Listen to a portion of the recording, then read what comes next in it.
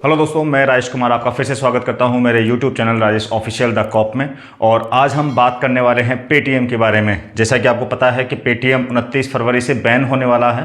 तो किस कारणों से ये पेटीएम बैन हो रहा है, आज उन्हीं विषयों के ऊपर हम चर्चा करने वाले हैं। तो दोस्तों, आप लोग सबके सब कहीं ना कहीं से पेटीएम से हम जुड़े हुए हैं, ताकि चाहे वो आपका ऑनलाइन शॉपिंग हो, आपने दुकान से कोई सामान खरीदा हो या किसी को ऑनलाइन पेमेंट किया हो, आपका मोबाइल रिचार्ज, आपके बिल पेमेंट, कई तरीके के पेमेंट करने के लिए हम जब से पेटीएम आया है तब से हम उसके चारों तरफ घिरे हुए हैं पेटीएम से।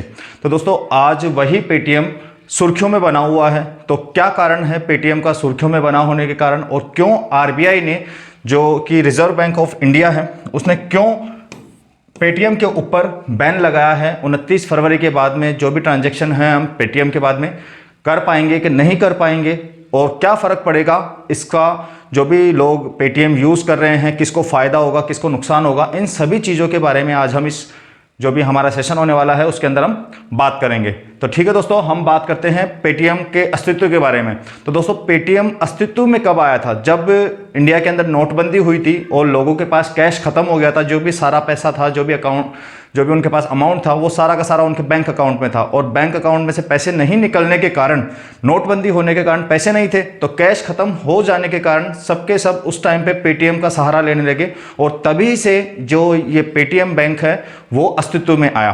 तो पेटीएम बैंक जब क्या था कि इससे पेटीएम बैंक से जो ऑनलाइन ट्रांजैक्शन थे वो, या पैसे का पेमेंट था, वो करना बहुत आसान हो गया था। इससे पेटीएम ऐप के द्वारा आप नॉर्मल तरीके से अपने बैंक अकाउंट को पेटीएम से जोड़ के और आप आसानी से पेमेंट कर सकते थे। चाहे वो आपका बिल पेमेंट करना हो, ऑनलाइन शॉपिंग करनी हो, किसी को पैसे भेजने हो, दुकान से कोई सामान खरीदना हो, हर छोटी से छोटी चीज़ के लिए भी पेटीएम यूज़ किया जाने लगा। यहाँ तक कि हम सब्जी खरीदने के लिए भी पेटीएम यूज़ कर रहे थे।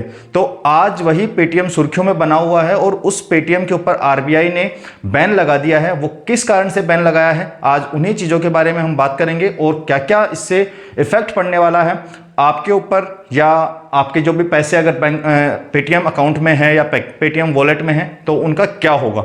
इन्हीं सब चीज़ों के बारे में हम चर्चा करेंगे। तो दोस्तों, आरबीआई ने जो पेटीएम की बैंकिंग शाखा है, पेटीएम पेमेंट बैंक, उसके ऊपर बैन लगा दिया है। और वो किस कारण से जो भी उसके ऊपर बैन लगा है वो किस कारणों से लगा है, तो कि जो भी सेंट्रल बैंक के जो रूल्स रेगुलेशंस हैं उनका फॉलो नहीं करने के कारण पेटीएम के ऊपर जो ये बैन लगाया गया है। और जो बैन लगा है वो बैन है वो सेंट्रल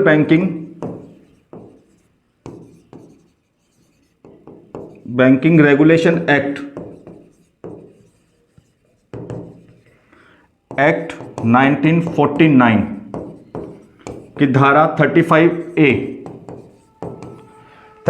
के तहत लगाया गया है। अब आप सबके दिमाग में यही सोच आ रही होगी कि जो हमारा जो भी पैसा लगा हुआ है बैंक के अंदर, या सॉरी पेटीएम बैंक के अंदर, कि चाहे वो वॉलेट में हो या चाहे हम उससे कुछ भी, हमने कुछ सोना खरीद रखा हो या कहीं पे हम इंस्टॉलमेंट पे कर रहे हो, कोई म्यूचुअल फंड खरीद रखा हो, तो उन सब का क्या होगा। जो भी दुकान वाले हैं जिनका जो भी साउंड बॉक्स लगा रखा है, उन्होंने पेटीएम के ही साउंड बॉक्स लगा रखे हैं पेमेंट लेने के लिए, तो उसके अंदर जो पेमेंट है, वॉलेट का पेमेंट है, या आप फास्टैग यूज़ कर रहे हो, तो इन सब के अंदर जो भी पेमेंट है वो उस पेमेंट का क्या होगा, उस पैसे का क्या होगा, क्या हम उसको विड्रॉ कर पाएंगे या फिर वो पैसा वैसे ही चला जाएगा, खराब हो जाएगा, या इन सब चीज़ों के बारे में और भी कई प्रकार के सवाल है। और उन सभी सवालों के बारे में मैं आज जवाब देने वाला हूं आपको, कि क्या होगा, आपको क्या करना है, और किन को इस चीज़ से या इस पेटीएम के बैन होने से सबसे ज़्यादा नुकसान होने वाला है और किसको फ़ायदा। इन सब चीज़ों के बारे में आज हम बात करेंगे। बात करते हैं किन कारणों से पेटीएम के ऊपर आरबीआई ने जो बैन लगाया है, उसके क्या क्या कारण हैं। तो दोस्तों, जो पेटीएम पेमेंट बैंक है उसके कुछ इरेगुलरिटीज़ की वजह से इसके ऊपर बैन लगाया गया है। क्योंकि जो पेमेंट बैंक है, पेमेंट बैंक को मिनिमम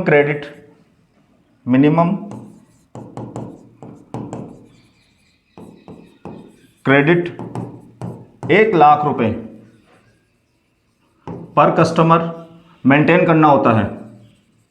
वो मेंटेन नहीं कर पाया।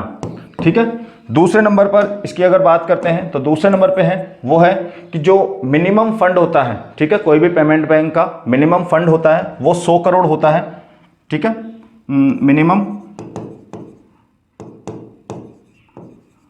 फंड 100 करोड़, 100 CR का मिनिमम फंड होता है, वो मेंटेन नहीं कर पाया। ठीक है, ये जो फंड है वो क्या होता है, पेमेंट बैंक खोलने के लिए जो भी कोई सा भी अगर पेमेंट बैंक खोलते हैं तो 100 करोड़ का फंड मेंटेन करना पड़ता है। ठीक है, जैसे ये है एक पेटीएम है, ये पेमेंट बैंक है। ऐसे एक जो कॉमर्शियल बैंक होते हैं, कॉमर्शियल बैंक खोलने के लिए 500 करोड़ का फंड मेंटेन करना पड़ता है। ठीक है, तो कॉमर्शियल बैंक जैसे SBI है, PNB है, या और भी जो बैंक आप देखते हो ये सब कॉमर्शियल बैंक में आते हैं, और जो पेटीएम है वो पेमेंट बैंक के अंदर आता है। तो इनको 100 करोड़ का फंड दिखाना पड़ता है और इनको 500 करोड़ का। तो ये 100 करोड़ का जो फंड है वो मेंटेन नहीं कर पाया। उसके बाद में जो सबसे बड़ा रीजन है एक, वो रहा इसके अंदर KYC का। थर्ड नंबर पे जो इसका कारण है वो है KYC, know your customer. Know customer मतलब जो KYC जो उसके ग्राहक थे पेटीएम के, उन लोगों की, जो उसके ग्राहकों की प्रॉपर तरीके से KYC नहीं होने के कारण इन जो भी रेगुलेटरीज थी इनकी वजह से पहले भी RBI ने इसको नोटिस जारी किए थे, लेकिन उनके ऊपर ध्यान न देकर ये अपना काम करता गया। इसलिए इस बार RBI बैंक ने इसके ऊपर प्रॉपर तरीके से 29 फरवरी के बाद में 29 फरवरी के बाद अपने नए कस्टमर जोड़ने के ऊपर पूरी तरीके से बैन लगा दिया है।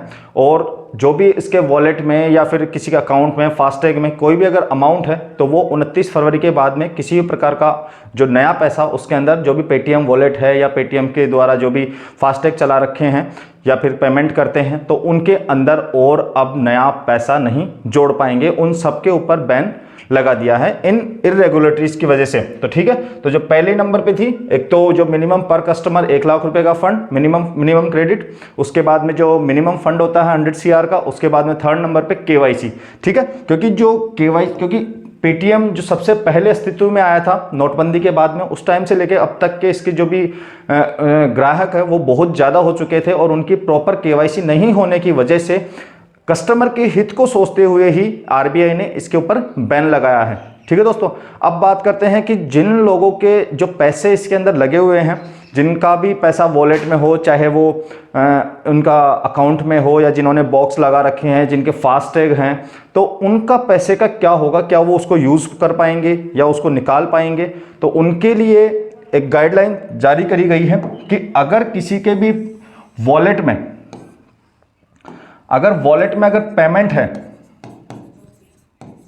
पेटीएम के वॉलेट में अगर पेमेंट है तो वो उस पेमेंट का 29 फरवरी तक इस्तेमाल कर सकते हैं। अगर पेमेंट फिर भी बचता है 29 फरवरी के बाद में भी, तो 29 फरवरी के आगे तक भी वो पेमेंट चलता रहेगा, जब तक कि वो पेमेंट खत्म ना हो जाए। उस वॉलेट का जो भी अमाउंट है, जो भी पैसे उसके अंदर है, वो खत्म नहीं हो जाए, तब तक वो पेमेंट कर सकते हैं। लेकिन 29 फरवरी के बाद में आप इसके अंदर नया पैसा जोड़ नहीं सकते। ठीक है, अगर आपका जैसे 28 को ख़त्म हो जाता है और आपको वापस आगे वॉलेट यूज़ करना है तो आप उसके अंदर दोबारा पैसे 28 को जोड़ पाएंगे, लेकिन 29 के बाद में आप इसके अंदर पैसे जोड़ना बंद हो जाएगा। जो भी आप नए कस्टमर बनना चाहेंगे पेटीएम बैंक के, वो नए कस्टमर नहीं बन पाएंगे। आपका अगर फास्टैग के अंदर भी अगर किसी प्रकार का कोई पैसा है, उसके अंदर आपने रिचार्ज करवा रखा है, तो वो पैसा जब तक आपका फास्टैग चलेगा 29 तारीख तक तो आपका चलता रहेगा। उसके बाद में भी अगर उसके अंदर पैसा बचता है तो वो पेमेंट आप उससे विड्रॉ कर सकते हैं, केवल उसको यूज़ कर सकते हैं, लेकिन आप नया अमाउंट उसके अंदर जोड़ नहीं सकते। तो किसी भी प्रकार की जो भी पेटीएम आप यूज़ कर रहे हो या फंड ले रखा है या वॉलेट यूज़ कर रहे हो, तो उनको किसी भी प्रकार की सोचने की ज़रूरत नहीं है। उनका किसी प्रकार का कोई नुकसान नहीं होगा। जो केवल नुकसान होने वाला है इसके अंदर, तो वो नुकसान केवल और सिर्फ केवल उनको ही होगा जिन्होंने पेटीएम के शेयर खरीद रखे हैं, जिन्होंने पेटीएम के शेयर खरीद रखे हैं उनको ही इसका सबसे बड़ा नुकसान होने वाला है। उसके अलावा और किसी को भी इस पेटीएम के बैन होने से कोई नुकसान नहीं होगा। और आगे इनके जो भी सब्स्टिट्यूट होंगे पेटीएम के, वो पेटीएम लाकर इन सारे जो भी वॉलेट वगैरह या बैन हुए हैं इनको वापस शुरू करने की कोशिश करेगा। तो ये था आरबीआई के द्वारा पेटीएम को बैन करने का कारण। आगे जो भी होता है इसके बारे में कोई भी न्यूज़ आती है तो वो वापस अपडेट करेंगे आपको। तब तक के लिए जय हिंद।